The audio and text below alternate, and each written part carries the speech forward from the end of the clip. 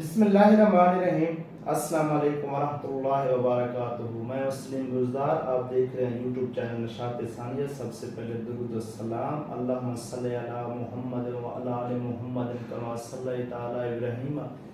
وعلی آل ابراہیم انک حمید مجید۔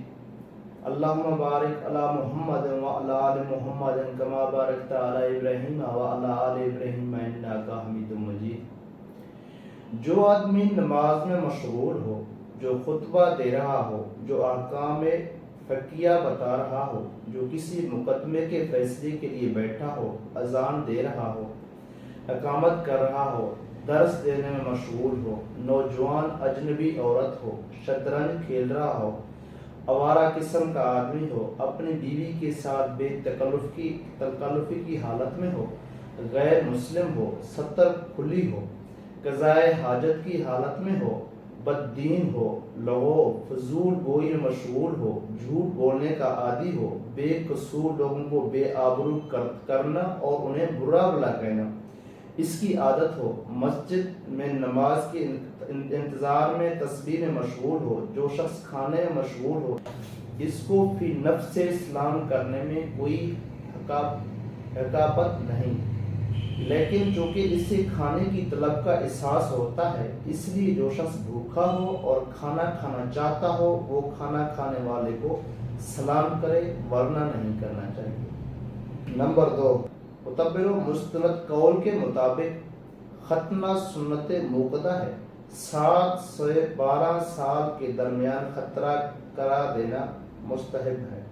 اس سے پہلے بھی کروایا جا سکتا ہے۔ بلا عذر ختنہ کو چھوڑ دینا درست نہیں،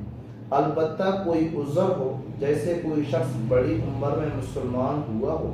یا زیادہ عمر گزرنے کے بعد اس کو ختنہ کے مسنون ہونے کا علم ہوا اور ڈاکٹروں کی رائے یہ ہے کہ اب اس کا ختنہ کرانا مناسب نہیں ہے، تو ختنہ کو چھوڑا جا سکتا ہے۔ بعض بیماریاں ایسی ہوتی ہیں کہ کم عمری میں بھی اس کے لیے ختنہ جان لیوا ہوتا ہے، اور جب ایک بار خون نکلنے لگے تو تھمتا نہیں ہے، تو ایسی صورت میں بھی ختنہ کے چھوڑنے کا گنجائش ہے۔ ایسا نہیں کہ جس نے ختنہ نہیں کرایا وہ مسلمان ہی نہیں ہے، جیسا کہ بعض لوگ کہتے ہیں۔ نمبر 3، رشوت دینا اور رشوت لینا دونوں حرام ہیں، لیکن اگر کام کرنے والے پر آپ کا حق ہو کہ وہ اس کام کو کرے اور اس کام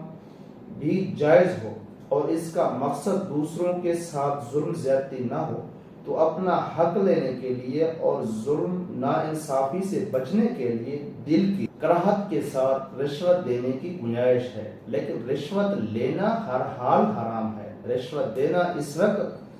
اس وقت ناجائز ہے جب ناحق کو حاصل کرنا ہو یا کسی حقدار کو محروم کرنے کی غرض سے رشوت دی جائے، وہ پیسے کی شکل میں یا کھانے پینے کی چیزوں کی شکل میں یا مٹھائی کی شکل میں۔ نمبر 4،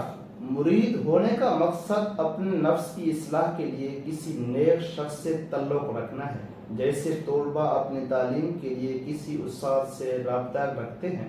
اصلاح نفس کی ضرورت مردوں کو بھی ہے اور عورتوں کو بھی، اس لیے عورتوں کا مرید ہونا جائز ہے، البتہ مرید ہو جانے کی وجہ سے محرم کا رشتہ قائم نہیں ہوتا۔ محض پیر ہونے کی وجہ سے عورت کا اپنے شیخ کے سامنے بے پردہ اور نکلنا سخت گناہ ہے، اور اگر شیخ متبع سنت ہو تو وہ خود ہی اس بات کو گوارا نہیں کر سکتا، کیونکہ شریعت اصل ہے اور احکام شریعہ کے خلاف ہونا گمراہی ہے۔ ایسے شخص سے مرید ہونا بھی جائز نہیں جو عورتوں کو بغیر پردہ کے سامنے بٹھائے۔